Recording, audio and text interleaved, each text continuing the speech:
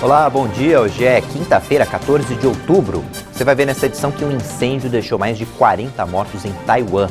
No Brasil, o operador nacional do sistema elétrico descartou o risco de racionamento. As médias de casos e mortes por Covid estão em queda no país. E Rogério Ceni está de volta ao São Paulo. 5 pessoas morreram e outras 2 ficaram feridas em um ataque com arco e flecha na Noruega. Um suspeito foi detido pela polícia. De acordo com as autoridades, o suspeito, que é dinamarquês, agiu sozinho e foi levado para a delegacia da cidade vizinha de Drammen. Ainda segundo a polícia, houve confronto entre o criminoso e agentes de segurança. Os policiais ainda investigam se o autor do crime usou outras armas além do arco e flecha. A possibilidade do ataque ter motivação terrorista não foi descartada pelas autoridades. Com as informações que temos agora, a pessoa agiu sozinha. Obtida a forma como os eventos se desenrolaram, é natural avaliar se este é um ataque terrorista. O homem preso ainda não foi ouvido, então é muito cedo para dizer quais eram os seus motivos. Os feridos foram levados para hospitais. Vários bairros foram cercados e um grande efetivo policial fortemente armado foi mobilizado, além de ambulâncias. As autoridades pediram à população local que permaneçam em suas casas. Pelo menos 46 pessoas morreram e outras 41 ficaram feridas em um incêndio em um prédio na cidade de Kaohsiung, no sul de Taiwan. O incêndio começou por volta das 2h30 da madrugada em um prédio comercial e residencial de 13 andares, construído há cerca de 40 anos. O fogo destruiu uma grande parte do imóvel antes que os bombeiros conseguissem controlar as chamas. A maioria das mortes aconteceu entre os andares 7 e 11, de uso residencial. Os primeiros 5 andares são de uso comercial e estavam vazios no momento do incêndio. Segundo o prefeito de Kaohsiung, o prédio já abrigou restaurantes, salas de karaokê e um cinema, mas atualmente estava parcialmente abandonado. Pelo menos 60 pessoas com idades entre 8 e 83 anos foram resgatadas. O fogo foi extinto pela manhã, mas as operações de resgate ainda estão em andamento, com mais de 377 equipes de resgate posicionadas no local. O governo está investigando as causas do incêndio, inclusive se foi um ato criminoso. A Justiça Militar condenou 8 militares do Exército pela morte do músico Evaldo Rosa e do catador de latinhas Luciano Macedo, no Rio de Janeiro, em abril de 2019. O carro de Evaldo foi atingido por 62 tiros e Luciano foi atingido ao tentar socorrer o músico. 7 militares foram condenados a 28 anos de prisão e o tenente que chefiava a ação foi condenado a 31 anos de prisão. A defesa disse que vai recorrer. 4 militares foram absolvidos de todos os crimes. Os réus respondem em liberdade até o fim dos recursos. O diretor-geral do Operador Nacional do Sistema Elétrico descartou o risco de racionamento de energia no Brasil. De acordo com o ONS, há 2 principais motivos pelos quais o racionamento, que é uma política de redução compulsória no consumo de energia, não será necessário em 2021. O primeiro é o fato de que o período de chuvas, que normalmente vai de outubro a abril, começou dentro do prazo.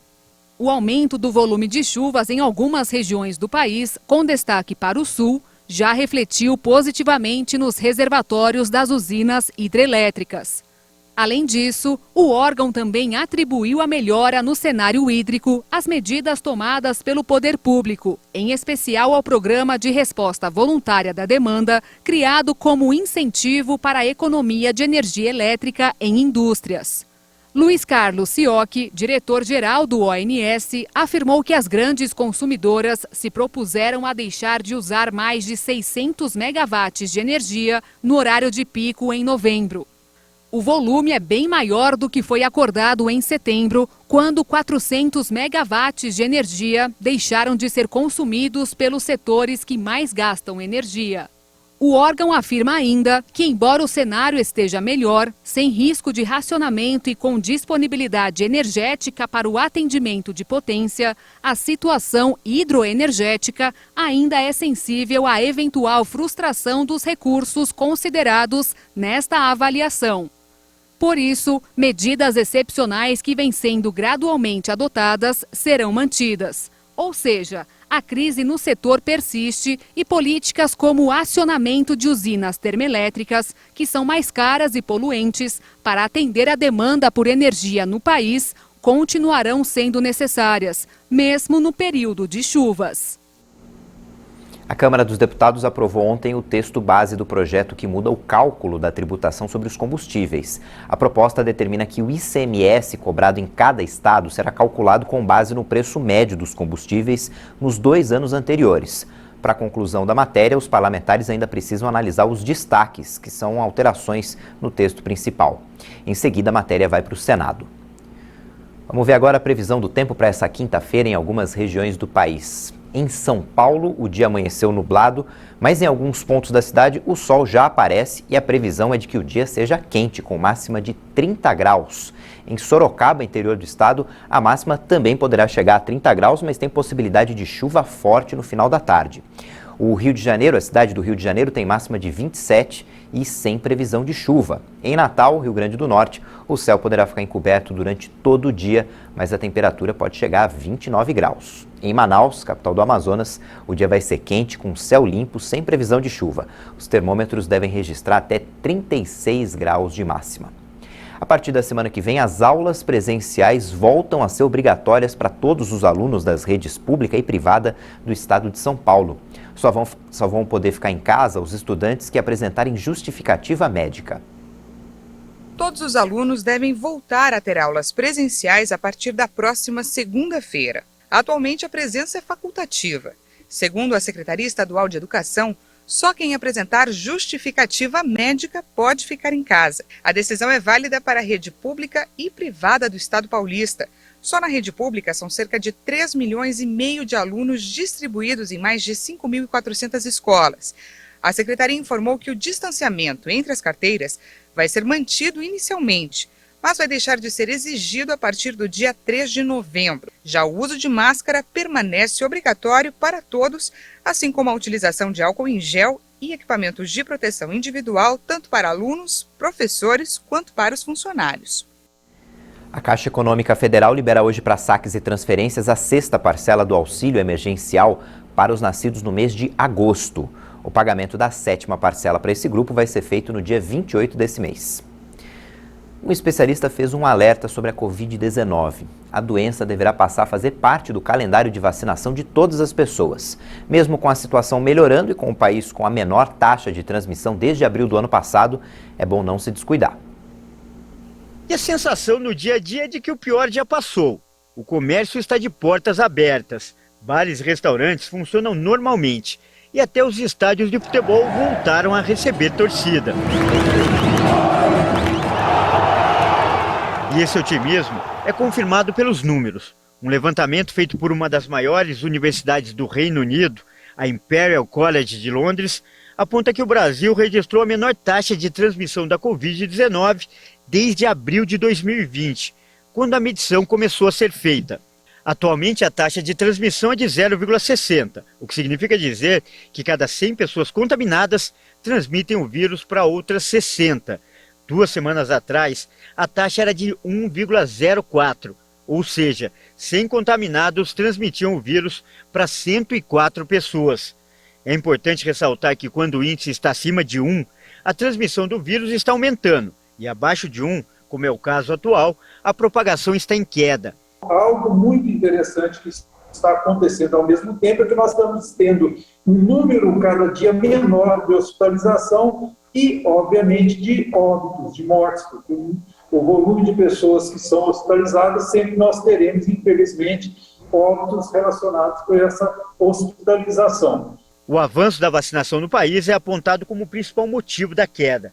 O Brasil registra quase 100 milhões de pessoas totalmente imunizadas com 1 ou 2 doses e outras 150 milhões parcialmente imunizadas. Nós temos estudos que mostram a efetividade dessa vacina, mesmo diante das vacinas, como um todo, mesmo diante da variante Delta. É um estudo que saiu agora sobre a população nova-iorquina, onde, infelizmente, há uma a predominância completa da variante Delta. No nosso país, neste momento, também a variante Delta.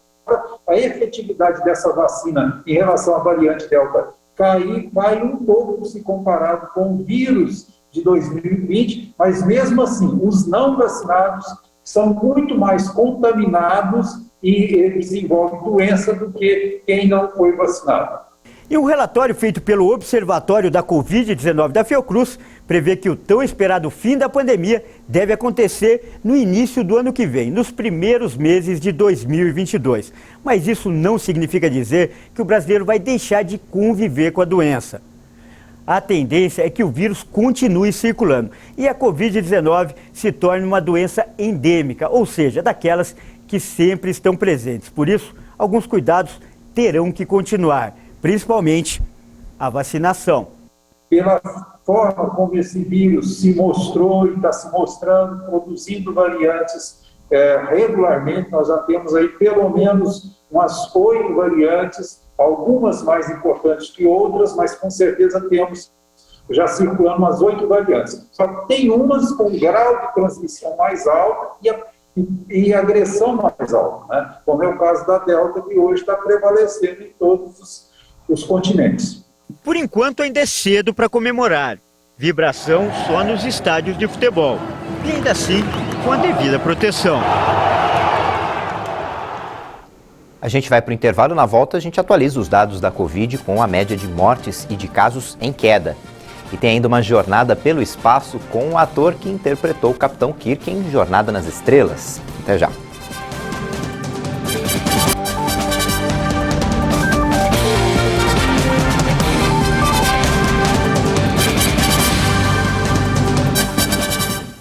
Oito 8h46, horário de Brasília. Segundo dados do Ministério da Saúde, o total de vítimas da Covid no país chegou a mais de 601.500. Mas pela média móvel de mortes e casos, a pandemia se mostra em queda. Vamos conferir. Mais 176 mortes por coronavírus foram confirmadas em 24 horas no Brasil. Com isso, o total subiu para 601.574 vítimas da Covid. E 7.852 novos casos também foram acrescentados de um dia para o outro. No total, já são mais de 21.597.000 diagnósticos positivos para a doença no país. O indicador mostra que a média de mortes está em 316 óbitos por dia. Esse é o menor valor desde 27 de abril de 2020, quando chegou a 281 mortes. Com uma redução de 41% em relação a 2 semanas atrás, o número apresenta tendência de queda. A média móvel de casos indica 11.569 registros por dia e também apresenta tendência de queda. É o menor valor desde 17 de maio do ano passado. No mapa por regiões, podemos ver que 7 estados registram alta nos óbitos pela Covid. Acre, Amazonas, Espírito Santo, Paraíba, Piauí, Rio Grande do Norte e Sergipe. Em estabilidade estão somente 2 unidades da Federação, Ceará e Distrito Federal. E 18 estados apontaram queda nas mortes. Alagoas, Amapá, Bahia, Goiás, Maranhão, Mato Grosso do Sul, Minas Gerais, Pará, Paraná, Pernambuco, Rio de Janeiro, Rio Grande do Sul, Rondônia, Roraima, Santa Catarina, São Paulo e Tocantins. Mais de 70% da população brasileira já recebeu ao menos uma dose da vacina contra a Covid. No total, já foram aplicadas 254.426.000 doses de vacinas. Segundo o Ministério da Saúde e as secretarias estaduais de saúde, mais de 150.017.000 pessoas receberam a primeira dose de uma das vacinas contra o coronavírus. 70,3% da população brasileira. Mais de 100.800.000 tomaram a segunda dose ou dose única, o resultado que representa 47% dos brasileiros. A dose de reforço já foi aplicada em mais de 3,5 milhões de pessoas, 1,66% da população. Só ontem foram aplicadas 865.000 doses de vacinas contra a Covid em todo o país. O estado de São Paulo é o que mais aplicou os imunizantes, proporcionalmente 79,7% da população recebeu a primeira dose e 61,6% a segunda dose da vacina. Os deputados de oposição do Chile começaram os procedimentos para abrir um processo de impeachment do presidente Sebastián Piñera. Deputados de todos os partidos da oposição chilena apresentaram nesta quarta-feira ao Congresso uma acusação para destituir o presidente do país, Sebastián Piñera. A decisão veio após a polêmica venda de uma mineradora em um paraíso fiscal revelada no caso Pandora Papers. O presidente do Chile é acusado por deputados de usar o cargo para negócios pessoais. O texto apresentado na Câmara é o primeiro passo para um processo de destituição que pode demorar várias semanas. O governo da França prorrogou o uso do passe anti-Covid até julho do ano que vem. A decisão tem como objetivo incentivar a vacinação. Mais de 26% dos franceses ainda não receberam as 2 doses do imunizante.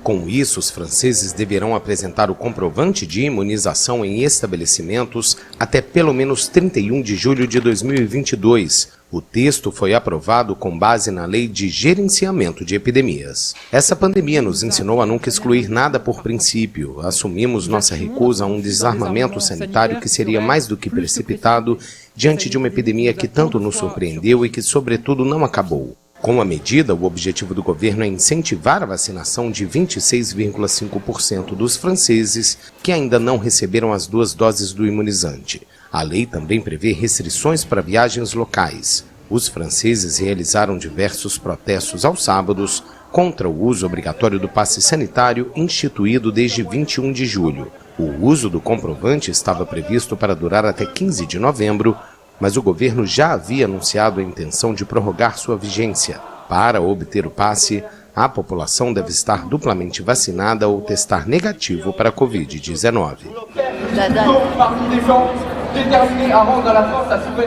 Aos 90 anos, o ator William Shatner, de Jornada nas Estrelas, se tornou o homem mais velho a ir ao espaço. A cápsula da Blue Origin, com 4 passageiros a bordo, aterrissou no oeste do Texas, depois de passar alguns minutos no espaço. O Capitão Kirk, da série Jornada nas Estrelas, enfim voltou ao espaço, mas agora na vida real. Ele foi recebido na chegada pelo bilionário e dono da empresa, Jeff Bezos.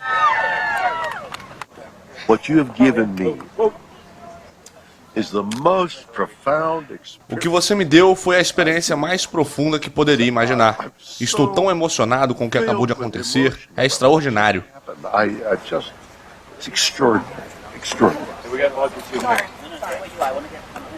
Este foi o segundo voo tripulado da companhia de Jeff Bezos, que pretende se consolidar como uma opção importante no cobiçado setor do turismo espacial. O foguete New Shepard, totalmente automatizado e reutilizável, decolou verticalmente de uma base no Texas. Ele consiste de um lançador e uma cápsula de design ultramoderno que se desprende durante o voo. A cápsula da Blue Origin foi além da chamada linha Kármán, uma altitude de 100 km que marca o limite do espaço segundo a Convenção Internacional. Na missão, os passageiros podem sair dos assentos e flutuar durante alguns momentos na gravidade zero. A cápsula depois retornou à Terra, freada por 3 paraquedas e um propulsor traseiro. O lançador voltou separado para pousar automaticamente não muito longe do ponto de decolagem. Essa edição fica por aqui. Daqui a pouco, 10 da manhã no horário de Brasília, tem outras informações com a Patrícia Velenic e no YouTube você pode rever as nossas reportagens. Tchau, bom dia.